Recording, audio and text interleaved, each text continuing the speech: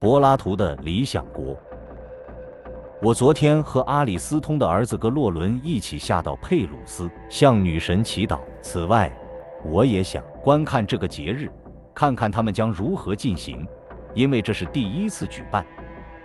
雅典人的游行庆典给我留下了极好的印象，而提亚人所展示的表演也同样精彩，令人印象深刻。我们献上了祈祷，观看了节日，然后就启程返回。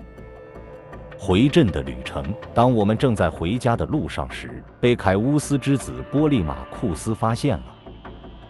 一名奴隶跑来追我们，告诉我们等一下。这名奴隶从背后拉住我的斗篷，对我说：“波利马库斯。”他说：“你们应该等一下。”我转过身来问他的主人在哪里。他说：“主人正在你们后面，你们等等，他就会来。”他说：“他正在跟在你们后面，我们会等他的。”不久后，格洛伦和波利马库斯的弟弟阿达曼蒂斯便追了上来，还有尼卡斯的儿子尼古斯和其他几个人，他们一直在观看游行。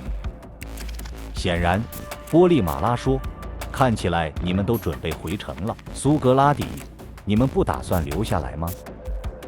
我回答说：“这不是个坏猜测。”他问道：“你看见我们有多少人了吗？”“是的，是的。”他说：“那么你们要么打败所有这些人，要么留在这里。”我说：“还有另一种可能性，我们或许可以说服你让我们离开。”他问：“你真的认为你能说服我们吗？”我说：“如果我们拒绝听，当然不能。”在这种情况下，格洛伦，就基于我们不会听你的假设来做出决定吧。你听说过火炬赛吗？亚当曼蒂斯补充道：“今晚将举行一场骑马的火炬赛，以庆祝女神。”我说：“这是新鲜事，你是指骑马接力赛吗？”“是的。”波利马库斯说，“他们要将火炬从一个人传递给另一个人。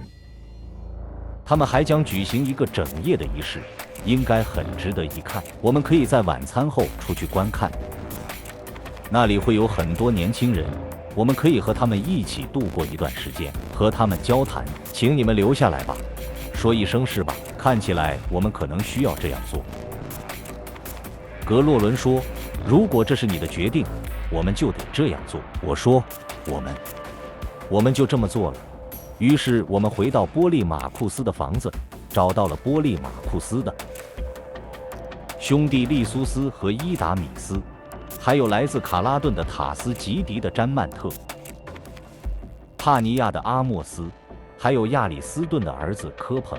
房子里还有波利马库斯的父亲凯乌斯，我已经好久没见到他了，发现他已经老了许多，戴着花环，坐在一种有软垫的凳子上。他刚刚在院子里进行祭祀仪式，周围有一圈凳子，我们就和他坐在一起。当他看见我时，凯乌斯开始对我表示欢迎。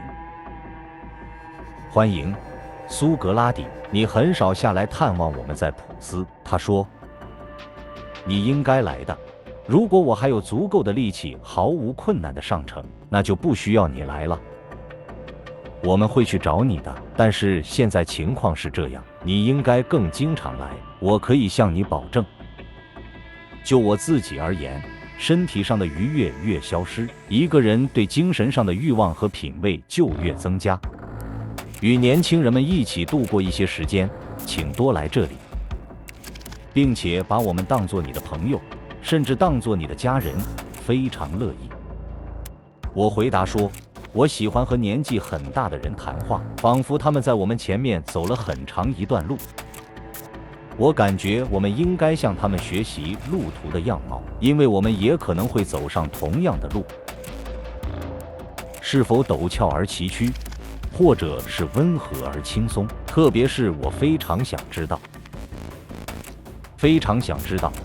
现在你已经到了诗人所称的老年时期，你对这个时期的感受如何？门槛，你对此有何报告？你认为老年是一个困难的时期吗？我会告诉你我确切的看法。苏格拉底，对我来说，有一群人，我们相当频繁地聚在一起，